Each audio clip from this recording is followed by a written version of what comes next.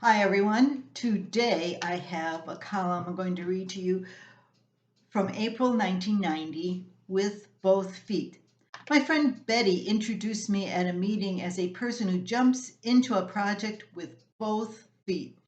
Even though I never thought of myself like that, I smiled and took my turn at the podium. After I spoke, I thought about what she said and came to the conclusion that she must have me confused with someone else. I don't jump into a project with both feet unless it's when I've procrastinated for so long that my deadline is tomorrow and either I do it or face the consequences. Yesterday, Betty's observation proved to be correct. Bob had been in Fleet Farm purchasing nuts and bolts and other assorted parts while I rummaged through their interior wall paint looking for something for our living room. As I told my husband, all our friends are improving their homes. All we ever do with our house is mess it up.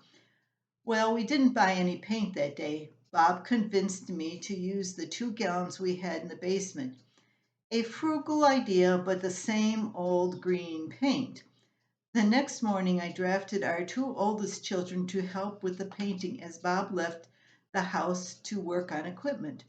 The kids went right to work, moving furniture out of the one room and into another. From then on, we had to climb over a chair and 2 couches to reach the bathroom. I was so pleased with my help's enthusiasm that I thought I'd take the work a little further. Why should I have to look at a horrible orange carpet day in and day out when right underneath is a perfectly good hardwood floor, except for the patch where the old furnace grate used to be? After adding the carpet to my list, I gazed at the south wall with its dingy paneling.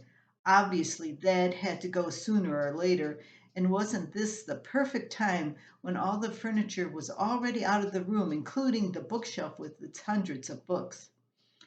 Our 2 younger children joined their brother and sister for the demolition. Carpeting was ripped from the floor and paneling came off the wall. Nails were pulled and boards removed. The kids always appreciate this part of the remodeling project. I telephoned to reserve a wood sander for the next 24 hours and then I went outside to tell Bob. His mouth dropped about a foot when he saw the extent of my little painting job. But why did you start pulling the paneling down? I shrugged because it was there. Really, I started on the paneling because it was my way of forcing the issue without a long discussion. House projects always warrant a year's worth of deliberation and get put off for more pressing farm work, and I wasn't in the mood to quibble. Well, the floor sanding wasn't as easy as I first thought. The goop that held the carpet down had to be scraped and scraped and scraped to get anywhere near the floor. The 24-hour rental wasn't long enough to get the whole job done, but we did our best.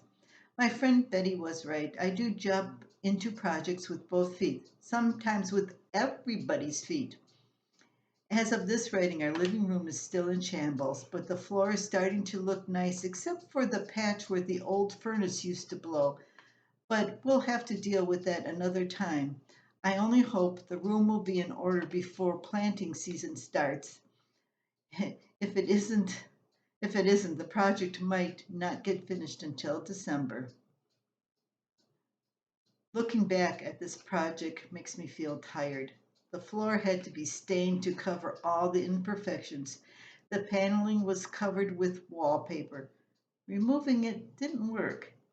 It held the old plaster in place. Well, until next time, that's all there is from Sunnybrook Farm.